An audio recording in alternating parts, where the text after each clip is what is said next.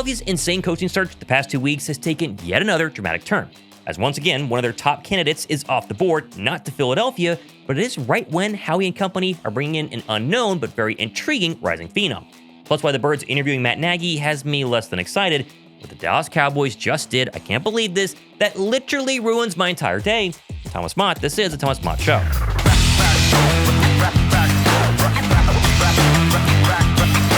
Philadelphia's offensive coordinator hunt is so fascinating to me because we're now stuck in this cycle of the Eagles are interested in candidate A, and then we the fans get very excited about candidate A, and then candidate A chooses a different team, which results in everyone in Philadelphia freaking out and the media blaming Jalen Hurts. Then the dust settles, the Eagles then pivot to candidate B, and the cycle continues on and on again. And today was honestly no different, but they have a brand new candidate they want to interview, it's out of left field, and I think he could be exactly what the Eagles are looking for, which really is great news. That's fantastic. However, what's not great is what the Dallas Cowboys just did to our poor Birds. I cannot believe this. Let's jump right in. First, though, of course, your last chance to enter this bad boy, the Jordan Spector art. I'll link it down below. Philadelphia art piece. It is fantastic. Will look great on your wall. If you want to win this bad boy, drop a like in today's video. Comment down below your concern about the Eagles OC search on a scale from 1 to 10. And of course, stay tuned for my next video. I'll announce the winner. Not in the comments section. Watch out for scammers. Now, as mentioned, the cycle we're going through as Eagle fans, one candidate to the next, well, it continued this morning as many people's best of the rest option in former offensive coordinator for the Falcons, Zac Robinson. He signed with the Tampa Bay Buccaneers today, meaning the Eagles are now the only team with an existing head coach who are still searching for an offensive coordinator. And naturally, Philadelphia interviewed him. People are now saying, oh my gosh, he chose Baker Mayfield over Jalen Hurts. Oh, it happened again. Not necessarily true because the Fanatic, at least they had a report today from John Kincaid, said they did not officially offer Robinson the job, and so technically he didn't turn the Birds down. Still though, I'm like you, this is a little bit concerning. I'm not thrilled with missing out on yet another top candidate, whether you like Robinson or not, and I'm a little bit worried about how long this is actually going to take. But I will say this, there are at least reports coming in that the Eagles are conducting this search in a way that you and I would certainly approve. For example, Jeff McLean, he confirmed last night that the Eagles did offer both Mike McDaniel and Brian Daboll full autonomy over the offense. With Zach Berman adding, quote, Nick Sirianni has been flexible throughout this OC search. My understanding is that autonomy has not been an issue in the process. He's been open-minded. There might be some more rigidity with some elements on the roster, Jalen Hurts the quarterback, but also ambiguity at key spots on the roster, i.e. A.J. Brown and Lane Johnson. Those are big factors in how the offense is going to look under a new OC. And that sort of confirms my theory a couple of days ago that it's not just Nick Sirianni or Jalen Hurts. It's more so what happens to A.J. Brown. Number one wide receiver, offensive coordinator, that matters. What happens to Lane Johnson? Is he going to retire? All of these things combined to make it a little bit more, difficult for Philadelphia. But I do think, before we all freak out, Anthony DeBona, as usual, made a great point on Twitter that you need to hear. Philadelphia has a history of hiring underwhelming, at the time, offensive play callers. Doug Peterson in 2016 was not the Eagles' top choice. Nick Sirianni himself, nobody liked that move. And even Steichen and Moore, we forget that they were heavily criticized when hired. It's the internal promotions, however, the front office has failed at. In the Sirianni era, he's essentially batting 1,000 on external offensive-minded coaching hires. Also, no matter how you're watching football this postseason, my sponsor Underdog has you covered. Underdog is bringing the playoff magic literally all playoffs long. Every playoff weekend, open the Underdog app to see what promos are waiting for you. And with the NFL playoffs here, new customers get $75 in bonus entries when they play just $5 to get started. Just use my code Mott when you sign up and it will load instantly. And Underdog, of course, keeps it simple. You just pick higher or lower on 2 or more player stats. You get your shot to win up to 5,000x your entry. It's quick, competitive, and one of the best ways to stay locked in to every single playoff game. And I've, of course, already locked in my picks. Let's go AFC Championship game. Drake May lower than 1.5 passing touchdowns. Big defensive battle here. Jarrett Stidham higher than 0.5 fumbles lost. I think he's definitely going to have a fumble in the pocket. Could be bad for Denver. And then RJ Harvey. How about higher than 7.5 receiving yards in the first half? I think you check down to him. Stidham's going to be rattled. He's going to fumble the football. Check down to the running back. Give me higher for RJ Harvey on the 7.5 first half receiving yards. Oh, and Underdog, it's available in most states, including Texas, California, and Florida. So just use my code Mott to get $75 when you play $5 and make these playoff weekends even more fun. Which leads me to some promising news this morning because Philadelphia has requested to interview current Bears offensive coordinator Declan Doyle, who is noteworthy for 2 main reasons. One, he's younger than I am. He's 29 years old and the youngest OC in the National Football League. And number 2, the best part, he comes from the Sean Payton and Ben Johnson School of Offensive Play Calling. This is really an interview completely out of left field, mainly because Philadelphia 2 weeks ago, there was a report that said they want an established NFL play caller to be their next offensive coordinator. That's why they went Mike McDaniel, Brian Daboll. Doyle has been an offensive coordinator for 1 season in Chicago this past year, and he was not calling the plays because they had Ben Johnson. And yet, despite that, I love the potential here because instead of relying on a previously fired OC, we'll talk about you, Matt Nagy, in a second, Doyle represents a new age with a ton to prove, but also has that Sean McVay-like potential that every single NFL team has been searching for. Declan Doyle got his start under Sean Payton in the New Orleans era a couple of years ago, but then also followed Sean Payton to the Broncos to be the Denver tight end coach the past 2 seasons. Payton last season himself called Doyle a, quote, real sharp offensive mind and a great thinker. That led to Ben Johnson hiring him out of nowhere to be the Bears offensive coordinator this past season, and despite not officially calling the plays, reports suggest he played a key role in game strategy and the development and growth of Caleb Williams. I have a very good friend who's a diehard Bears fan. I texted him immediately about Declan Doyle. Do you want him to leave? What do you think? And he freaked out. He was like, do not go to Philadelphia. They want to keep him in Chicago. And that, to me, was a pretty good sign for Philadelphia. Now, if you're still a little bit hesitant, that's fine. I understand. He's young, unproven. But when you actually hear him talk, as shown by this great interview by Ari Mirov on his YouTube channel, I think you might be excited. I mean, I am. This sounds great. The year I was born doesn't really determine how well I can do this job.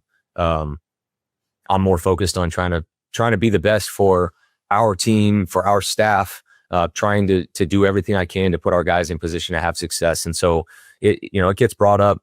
I've been coaching. This is going to be my 10th season coaching. And so I don't really feel very young in it. I feel like I've been exposed to, some football, and I feel really comfortable doing the job. And that's the most important thing.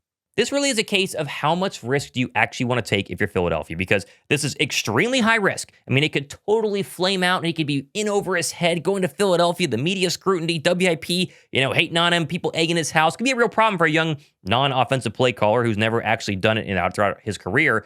But it also could be the next Sean McVay. And that's kind of the high risk, high reward situation we're thinking about here. Is he Ben Johnson? Is he going to be fired? That's the fun of it. Personally, my guess would be that he would stay in Chicago 1 more year, grow the name, get a little older, build that pedigree, and then re-enter the OC race. However, we did see what happened to the other young current Eagles OC candidate, who I like, Bobby Slowick in Houston. He was a top name a couple of years ago. Oh man, this is the guy. He decides to stay an extra year. CJ Stroud stunk up the joint, and then everybody moved off Slowick the following season, and he's not got an offer at all as of late. And I don't know about you, but I'm at the point in this coaching search where we didn't get Mike McDaniel, we didn't get Brian Daboll. The rest of the group is not that inspiring. Jim Bob Cooter, right? Do you want Jim Bob Cooter? I keep saying that. It's just not that interested. Why not take a risk? And I'm not saying this is a home run, a guarantee. Maybe I'll regret saying this right now because they'll hire somebody else. It'll be like, oh, whatever. But I'm at least open to trying to find the next young great offensive play caller, and maybe Declan Doyle is just that. This offense doesn't just need a fresh coat of paint. It needs a total reset. And the chances of getting a next great offensive play caller from a Charlie Weiss Jr. or a Bobby Slowick or a Declan Doyle, it's certainly not zero. And again, at this point, the other options are fired Bucs OC Josh Gizzard, fired Giants OC Mike Kafka, or again, our favorite name, Jim Bob Cooter, which also kind of compounds into the next bit of news, and that the former Bears head coach who's been fired, the now fired Chiefs, I guess technically OC, Matt Nagy, officially interviewed for the Eagles offensive coordinator job earlier this week. And there are rumblings that he wants the job as long as he doesn't get a head coaching job with, say, the Browns or the Ravens or somewhere else. And while sure, I don't hate Matt Nagy, we'll talk about him. He has New Jersey connections. He was actually on the Eagles coaching staff in 2009, the Kevin Kolb year, Michael Vick year eventually, under Andy Reid. There's a lot of ties to Philadelphia, but again, you kind of go through Nagy's history and it's like, what does he actually bring us? I mean, for one example, the Bears offense with Ben Johnson and Declan Doyle this season, how dynamic was it? It was fantastic. Then you watch the Kansas City Chiefs, they had all sorts of problems. And while no, Nagy didn't call plays, we don't know if it was his fault. I just don't see him coming in and implementing this fresh, brand new style that is different from Nick Sirianni that all of us want. I mean, in his 8 years as an offensive coordinator or head coach, his offenses have averaged 19th in yards per game and 18th in points.